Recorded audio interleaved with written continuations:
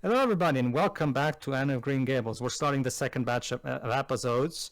So, yeah, I'll have some nice little neat recaps at the end of this. But for now, since this episode is very good for recap purposes, we can just go straight into it. However, before we do that, everybody, since we haven't yet to commentate on the English opening, I figured why not start this second batch with that. Basically, for a little bit of trivia, Germany was actually the first country to dub this, and most Western versions, including the English dub, are based on that German dub, except for Italy, which Italy came up with their own opening song, like they usually do.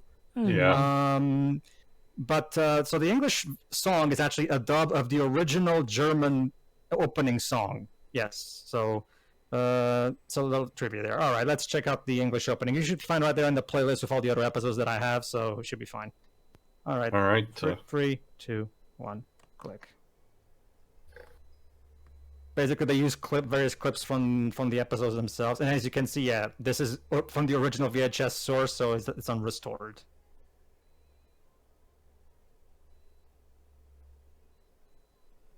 This sounds dangerously closer to the Good Times jet lag songs. Oh God! It's made in Germany, so remember they don't have the same kind of budget as Sure, yeah. as like an America would if they were to create an opening for this. So Yeah. I mean, they don't even have any it's just a song that's original. The footage itself is just clips from the episodes. Honestly, the more I hear of a song, the more it does sound like a bit of a peppy, catchy tune. It's my version is also a dub of the German song. Have you heard the Italian opening too? Yes, I did. I actually was the one that told. I think I told in one of the previous 24 episodes the fact that, much like with most of the Italian openings for animes, I'm not particularly fond of it. Honestly, really? I don't mind. No, again, it already takes a while to convince me for an opening, especially if it's also from my country. We have a tendency of doing our own regional takes, and it's never always for the better. The only major exception I can find is Digimon Adventure. Honestly, I don't mind this theme. It was cute. Yeah, that's it. It was cute. fine. That's it. Perfectly serviceable. Yeah. I prefer the original Japanese one, but this is fine too. All right, so let's actually start the episode proper, everybody. You already know how this goes, so let's just start. Okay, so 3, 2, 1, click. World Masterpiece Theater. So yeah, a letter to Diana. So yeah, it's called A Letter to Diana. Fun fact: this is the first and only episode of this entire anime that's entirely original. This is not an adaptation of any of the chapters. Don't worry, we'll get back to adapting all the chapters. We're not daring today, are we? Let me guess. This one's a clip show, isn't it? Yes. It is important, and I actually did look this up. It is important to remember that this anime aired weekly. Back when it first entered in Japan, so you also have to remember that Takahata knew that the people weren't going to be watching this the same way they would read the book's chapters back to back. Not to mention, so occasionally there are these bits where but that's okay. Don't worry. If it helps you, he comes up with a great framing device for the clips.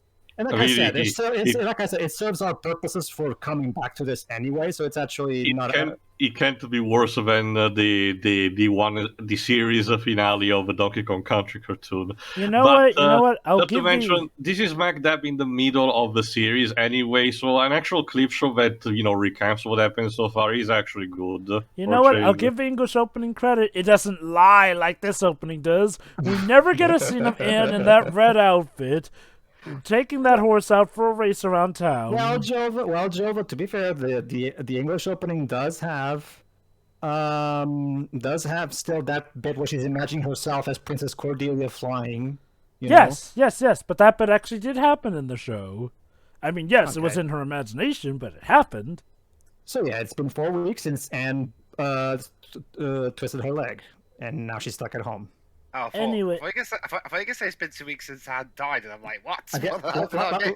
Like I said in the previous episode, Webs, this is why you shouldn't just cave into peer pressure. This show was not written by you, Dwibs. Anyway, and then Anne committed murder. In terms of shows that give pretty good recaps, the 90s animated Spider-Man show has, again, some of the best recaps because they literally pretty much take as much clip footage as they need to from each one, to the point where some of the introductions are practically miniature episodes, and you know what? I applaud them for it. Like, well, it allowed the show to have a syndicated series in the sense where it was constantly going story-wise, but you'd never be lost with what you needed to know because of how good the recaps were before each episode. Well, I can tell you that this episode pretty much works in the same mold then, so I think Matt Perfect was the one where he was, he went to the meeting of that little girl who's a fan of his, remember? Oh, absolutely. I'm just saying, Psycho, I think that Spider-Man the Animated Series has done it the best out of any series I've seen so far. Oh, sure. Apparently they didn't show closing her eyes from shot to shot. Hey, twisted leg, you dumb bitch! Anyway, fun news. Apparently something happened with Diana. Remember, Diana's away. Oh no, Diana didn't Still die, staring on your eyes on Anne. No, don't worry. Don't worry, Des. Nobody will die off screen. Anne, however, found that she was hobbled for the rest of her life, You're not supposed to be doing that just yet, Anne. Or at the very least, you need help. Yeah, why is no one helping her? Well, remember, Because they don't know she's coming down the stairs. Yeah.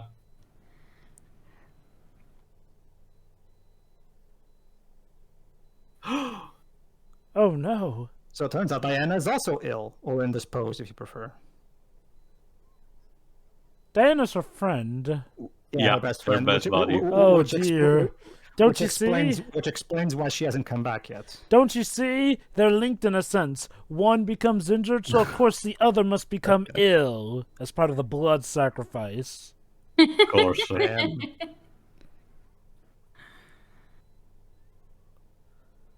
Oh crap. Oh no. That would be Anne. Damn it! It's the outro pose. Damn it, Anne! Why are you getting hurt now that I actually... There you go, too. Now you know where Toriyama got hurt from. What's with Japanese animators loving dead pose to represent someone in precarious position? God damn it, Anne! Of course, as soon as I actually care for you, that's when you constantly get hurt.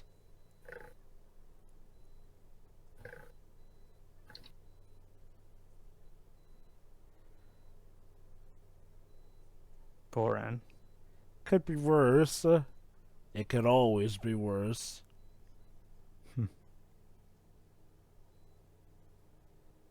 You could always just write a letter. The dog approves.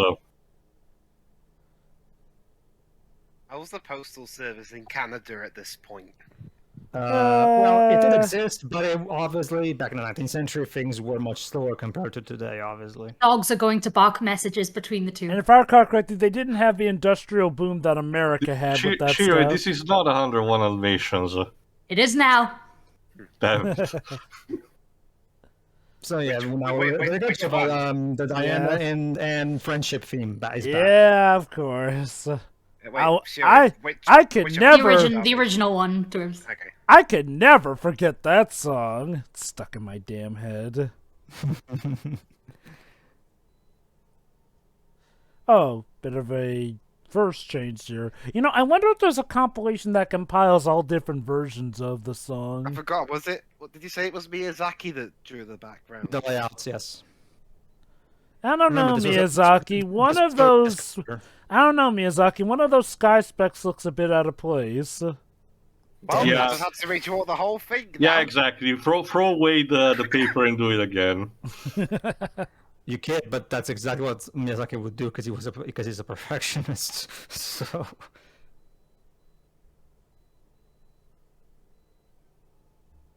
Okay, the rest of this episode is just going to be looking at these pictures. But they look so pretty, Dwebs. Is this like the took great work to draw them, Dwebs? Is this like the flowers of Roper maple thorn? It's like this guy's is a video game, but it's basically just a picture of flowers. But that's the thing, though. You know what else came out in 1979? We were looking at just pictures. Movies. Star Trek: The Motion Picture. Ha. This is a natural plot.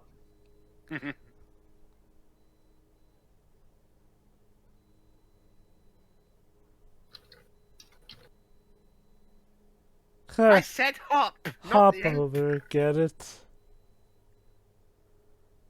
Yell out the window. Yeah. That's the Hey, thing. Diana! That's the thing, sure. As you're gonna see for the next episode after this, Marilla doesn't care for screaming in the house. Oh. So. Kind of already inferred that from her. Weird. Maybe we had an episode about that already. About what? Screaming? No. No. Not particularly about screaming, but I feel like we had an episode that established that Marilla doesn't stand for stuff like yelling in the house or something. Well, it's considered misbehavior, so yes, anything involving misbehavior that would be labeled as misbehavior, especially by these time standards, obviously would be something that she doesn't like because she's a very old-fashioned lady. And just have a cup of tea and a nap. But that means you have to go downstairs to make the tea. Instead, she's gonna start writing a letter to her. Why not? She's still channeling something at the very least. Again, and showcase the fact that she's very energetic. And this is the part where the episode takes advantage of this to go into clip show mode. Let me see what's the exact quote from Sam and Max.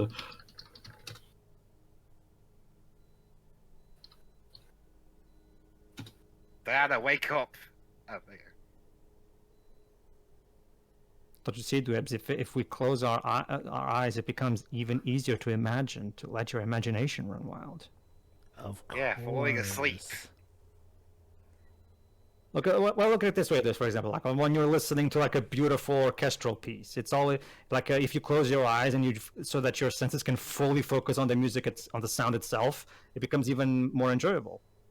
But I like watching the orchestra play their instruments. Okay, let's pretend then that you're hearing an MP3 or Forever and ever. I love this pen that has no ink and doesn't write on anything. Now that makes me wonder what Anne's ghost at the Overlook would be like. She'd look exactly like this. No, I mean, what would her mannerisms be? Would she be one of the few friendly ghosts, actually, there? We know, Actually, no, Joe, but in the context of the movie, her friendliness could come off as really creepy. True. Yeah. It's like that guy that says, hey, great party, yeah. He was trying. Just probably didn't help he was literally bleeding from the head.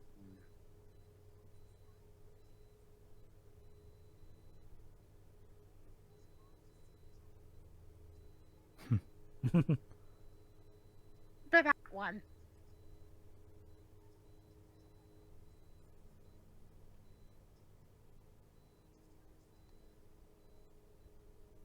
There you go. That way they have a part of each other to hold on to. There you go. Okay, See? well, in terms of how I rank clip shows, a high one would be. I can't think of an example of it. I can't think of an example of like a good one that would be the high bit of the totem pole. But the lowest one would be the recap episode in the final episode of season 2 of Star Trek: The Next Generation. yeah. Also, I ask as somebody who has not seen that show in its entirety, so what exactly did that clip show do badly? Well, it had a really stupid plot tying it together. Well, as for this one in particular, Takahata basically comes up with a basic plot of what it's like for a kid who like is missing dearly his best friend and like knows nothing of news. Like, and remember, look at it from her perspective. She doesn't, as far as she's concerned, she knows that she's ill. As far as she knows, maybe she's not well at all. So obviously she's incredibly anxious about it. I mean, the last time she dealt with the Barry family falling ill, one of them nearly died. I love her reaction was exactly, again, what the audience was thinking. Remember, too, it's like I've told you, even though Anne is the protagonist, the audience proxy is Marilla. Yeah.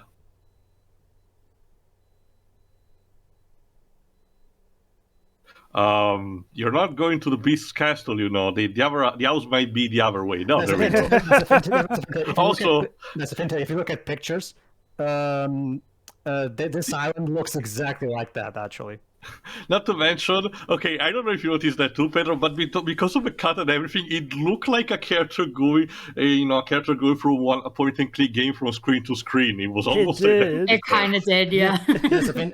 But just like they did in for the ID anime where they went to Switzerland, Takahata and his team actually went to Canada to properly... Again, for research purposes, quote unquote. Well, you can see you can see the fruits of said research right there on screen. Mr. Miyazaki drew all those beautiful layouts. I think Tio was jokingly implied that they weren't really concentrating. Well, They were having a holiday. Not necessarily. The idea is that those research this can be just as much research journeys as well as tourism. Yeah. So. Again, it seems that it's consistent because, again, when the people behind Toaru Majutsu no Index actually went to my country for the city of Kyoja, they actually did manage to capture the look of the city to a fucking T. It's like very scary. It actually looks in that episode.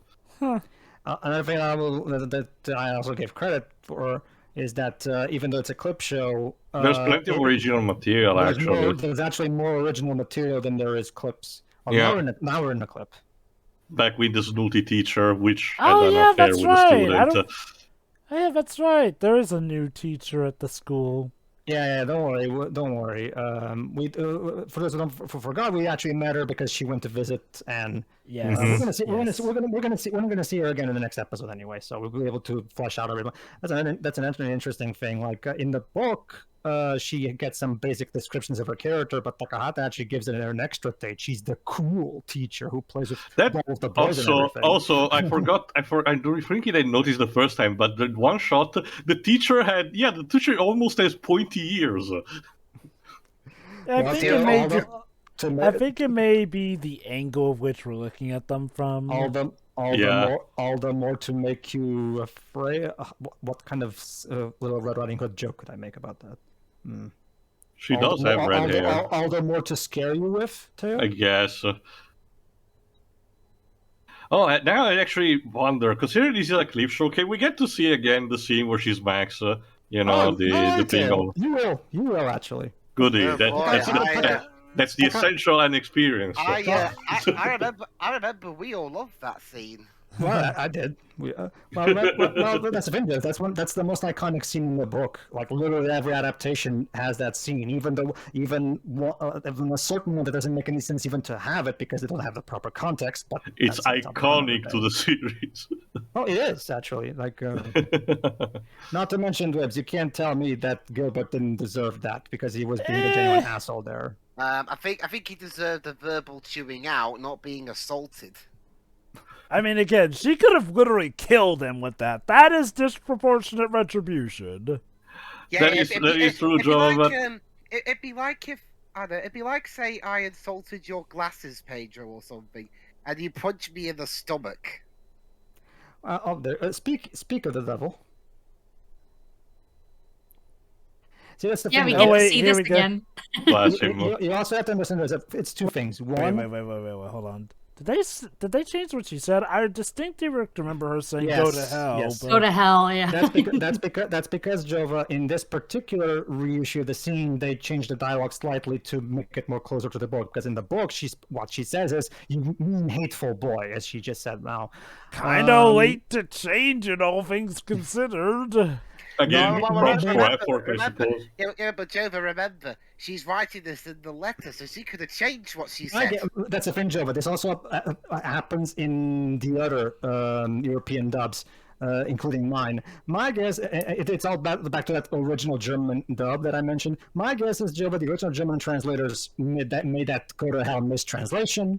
But they realized it too late, so they decided to take advantage of this episode to correct it, maybe? I'm guessing that. I have no idea what happened. Wouldn't it have been funny if this created a Mandela effect, though, where everybody remembers it as "go to hell" instead of what the original said? And it turned out that both sides are right. Yeah. What was I going to say? Okay, basically, it's two things. one, you also have to understand that first of all, Anne is very sensitive about her red hair, and Gilbert made fun of her red hair. Second, you also have to, as we've already established, pretty much one of Anne's primary character flaws is that, well, she's immature and she can't control her temper, as even the teacher. I think it's a bit more than being immature. Don't worry, dude, she'll grow out of it. Yeah, so much so that she'll even marry Gilbert. That's for the second book. Well, the anime doesn't cover that, but still, I am here. No, well, there is the sequel to the '85 adaptation, which adapted the second book, so you can always watch that. Wait. Oh, Kevin right. Sullivan, the 1985 adaptation that you're familiar with, Jova, had 3 sequels. Oh, nice. As for this anime got a prequel. Yeah, it's a prequel, based on the prequel book. Also, Draves, I get the idea that you might not like something like City Hunter, because the kind of behavior, disproportionate retribution, it's used for comedic effect all the time in that show. Not to mention, Dibs, Anne was punished for doing it anyway, so it's not like the show... I mean... She wasn't expelled, so... Well, okay, the fact that she did it in the get-go is dangerous. Thankfully, she will grow out of it. That said, she would have regretted it if that had put him in a coma or killed him. If she'd angled it just right, it could have killed him. Like, damn, girl. Mm-hmm. Well, I guess Ellen Montgomery didn't want to write the sequel in Green Jail or something. Well, there's a thing that remember, Lucy was a very progressive woman, and that's probably part of her feminist message in the book. About how that girls shouldn't take crap from boys like that and stuff like that.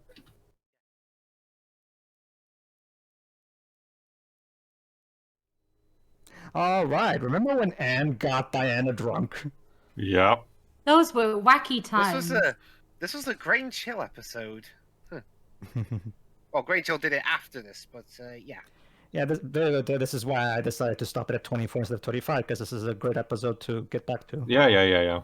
Of course. And then she downs it. Chug. She's gonna grow up to be an alcoholic, isn't she? Yeah, don't worry, Jova. We'll get back into talking about who she wants to be when she grows up in episode 44. Not to mention, Jova, it might gain the opposite effect. The trauma will be too much and she might refute the taste. It all varies.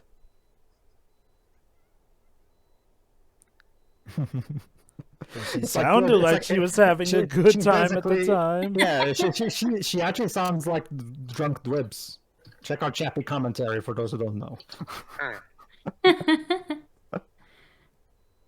Basically, there you go, Dibs. That's how you are when you're drunk. You're constantly laughing and you're constantly jolly. There you go. Yes, it was so bad that it took your sister nearly dying for your mother to accept me again.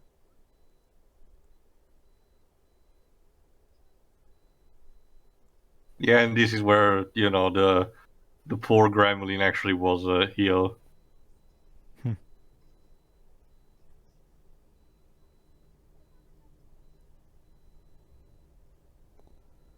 Yeah, again, if it weren't for Anne, Minnie May would have been toast. Yep. It's also, remember, it's part of Lucy's primary moral about how useful it is to get educated at an early age. Like, and to Anne of Amy's credit, they do that too with her knowing how to stop fires and how fire needs oxygen. So that's actually one of the better moments of that show that I will give credit to, where they did do their own version of this. So. Wait, there was a Anne of Green Gables TV movie with Martin Sheen? Yes.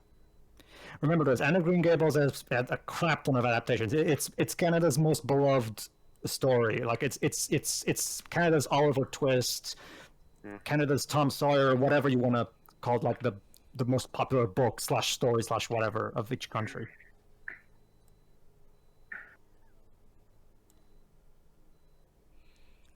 Don't worry, Anne. She won't die. This is another one of her primary traits / flaws, that she's very emotional and, Yeah, don't worry, Anne. I'm not writing this story. She'll be all right. I don't think that'll help. Wait, was that Diane at the door? Very good, Jova. Mm-hmm. Classic type of, writing. Yeah. It's me, Diane's ghost. Jesus. Jova, when we're recording this, it's not Christmas yet. Anne doesn't need to be visited by 3 ghosts. Jova, stop stealing Dibs' shtick. I got it. It'll be called Anne Christmas Carol. Get it? Anne instead of I have a reaction now. Hold on. And stop staring at me like that. Yeah, You're doing speak a hole. because just staring. Yeah. Jesus. That stare, though, like, damn. Like, this is gonna turn into a horror movie for a bit there. I've been saying that since episode 1, Jova. Yeah, true. Hinamizawa syndrome and all that. Mm-hmm. Yeah, doing all this Don't kind you of shit. Why didn't see? It's probably the adrenaline rush. Give it a few minutes. Yeah, try the stairs, Anne. And then she stumbles over in pain. Yes, to Power Stop of answer, stealing friendship my makes stick. you walk. to answer you, Tail. Well, actually, Lucy actually describes Anne's stare as an intense one. So They it took is that actually, to the letter. Yeah. And also stress makes any pain you're in more painful.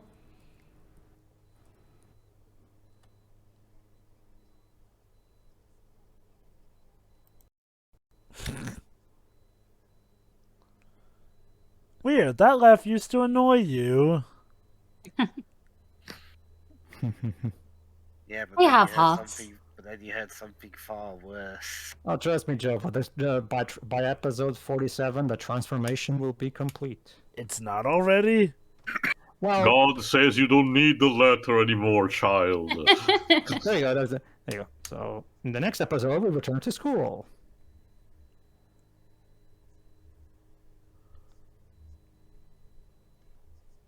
The concept plan. So yeah, in the next episode, we go back to adapting stuff from the book. Thank you, South African DC Douglas. He does kind of sound a bit like this, doesn't he? Yeah. All right, and that was episode 25, A Letter to Diana. Final thoughts, go. It was nice. like, It that was was good. good. All right, Cheery. That was an alright recap episode. I mean, it got the general gist of things, and yeah, well, it was just nice that there was, actual new stuff happening as well. All right. Anything to add to? No, I pretty much said everything in the episode itself. I really enjoyed it. Sure. All right. I enjoyed it as well. All right, so now let's take a look at the English closing credit sequence. All right, 3, Right. 2, 1, click.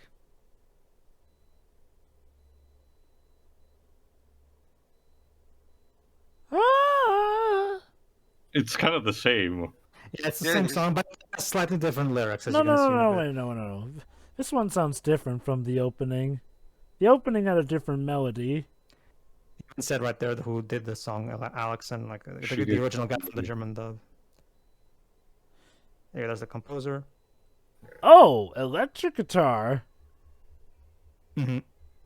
Nice. Oh, What there's kind of your Green there's your Gables place. walk out? There's your animation Jova from the original opening. The studio, Leafy Studios. Huh. But you two told me that Leafy is not available anymore. Okay, not gonna lie, these opening and closing credits, they're cute. I preferred the opening over this if I had to confront the two. I love that. The dubbing director of the English dub was apparently a woman called Liz, as in Elizabeth, Liz Dick. That must have been fun in the recording process. Mrs. Dick, is this right? Yes. Poor And bastard. then cue that scene from Jimmy Neutron. Pedro, that's the 36th time you've cracked the joke in this class. Yeah, like Jeff said, that was cute. Shiro, Teo, do you have anything to add? No, it's fine. Yeah, it's just not that different from the other ones. So. All right. Tune in for episode 26, everybody. See ya. See ya.